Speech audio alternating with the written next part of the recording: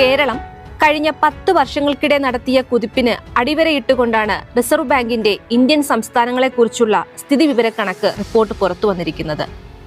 10 വർഷത്തിനിടെ കേരളത്തിലെ പ്രതിശീർഷ വരുമാനവും മൊത്തം സംസ്ഥാന ആഭ്യന്തര ഉൽപാദനവും ഇരട്ടിയാണെന്നാണ് റിപ്പോർട്ടിൽ പറയുന്നത്.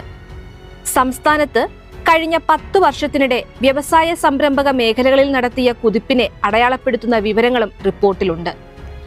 ചരിത്രത്തിലാദ്യമായി ഉൽപാദന മേഖലയിലെ മൂല്യവർധന 100% വളർന്ന് 1 ലക്ഷം കോടി കടന്നു. വ്യവസായ മേഖലയിലെ മൂല്യവർധന ഇരട്ടിയായി.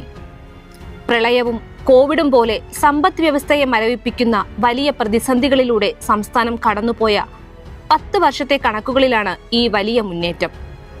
കഴിഞ്ഞ 10 വർഷത്തിനിടെ LDF സർക്കാർ പശ്ചാത്തല വികസന രംഗത്തും സ്റ്റാർട്ടപ്പ് മേഖലയിലും സംരംഭകരെ പ്രോത്സാഹിപ്പിക്കുന്നതിലും നടത്തിയ ഇടപെടലുകൾ എല്ലാ പ്രതിസന്ധികളെയും മറികടന്ന് മുന്നോട്ട് കുതിക്കാൻ കേരളത്തെ സജ്ജമാക്കിയിട്ടുണ്ട് എന്നാണ് റിസർവ് ബാങ്ക് റിപ്പോർട്ട് സാക്ഷ്യപ്പെടുത്തുന്നത്.